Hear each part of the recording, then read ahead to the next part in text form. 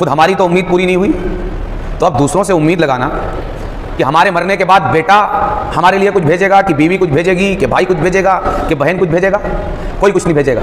पता है क्या होगा?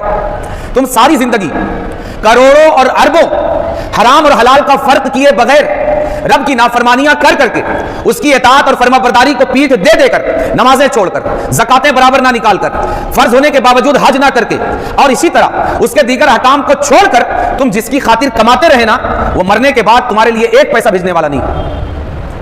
और अगर ये बात किसी को उसकी जिंदगी में समझ में नहीं आती कि आज जब ज़कात निकालने के लिए कहा जाए तो इसी औलाद की खातिर वो क्या करता है? ज़कात में कंची मारता है रब के हक में, इसकी खातिर। लेकिन अगर किसी को उसके मरने के बाद उसके माल में क्या होगा अगर देखना है, तो किसी मरने वाले के बाद उसके माल में क्या हो रहा है जाकर देख ले, कि बजाय इसके कि उसके पीछे बच रहने वाले उसके वारिसीन ये प्लान करें कि हमें दुनिया से जाने वाले ने जो करोड़ों अरबों और लाखों दिया है उसके लिए हम क्या कर सकते हैं, वो ये करते हैं कि हम अपने लिए क्या कर सकते हैं। और उसमें भी क्या होता है? कोर्ट कचहरी के चक्कर, इसने इसका हक मार लिया, उसने उसका हक मार लिया, और फिर ये गुनाहों का एक दराज सिलसिला शुरू हो जाता है। इसलिए हर जाने वाले के बाद बचा हुआ माल जिंदा रह जाने वालों के लिए इबरत है कि तुम्हें जो करना है अपनी आखिरत के लिए याद रखो, अपनी जिंदगी में कर लो। तुम्हारे बाद कोई और ना भेजने वाला है और ना ही कोई जाने वाला लेकर जाने वाला, इसलिए कि जो जा रहा है उसी का पेट नहीं भरा।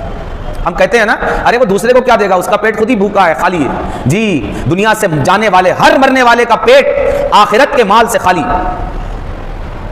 और जो खुद भूखा है वो दूसरे के लिए टिफिन ले जाएगा? नहीं ले जाएगा। हर जाने वाले को ये हसरत है। फरमाया गया कि मरने के बाद हर मुर्दा ये अफसोस और ये हसरत उससे होती है कि काश रब इतनी मोहलत दोबारा दे दे, इतनी, सिर्फ इतनी। अभी 60, 70, 80 साल की मिली थी ना, ठीक है, तो इसमें बोलता है पहले 100 तोलूं फिर फजर, कमा तोलूं फिर ज़ोहर असर मगरिब इशा। अरे इस बार की ज़कात मैं खा लूं, आइंदा निकालूंगा, देखूंगा, ठीक है, 10% की निकाल दूं, ठीक है, 15% की निकाल दूं, रोज़ा इस बार बहुत धूप है, आइंदा देखूंगा। मगर मरने के बाद जब कब्र की हौलनाकियां सामने आती और जहन्नम की वो खिड़की जब खुलती है जिससे उसके दहकते हुए अंगारे और आसमान से बातें हुए करते हुए शोले नजर आते हैं, तब होश में आता है।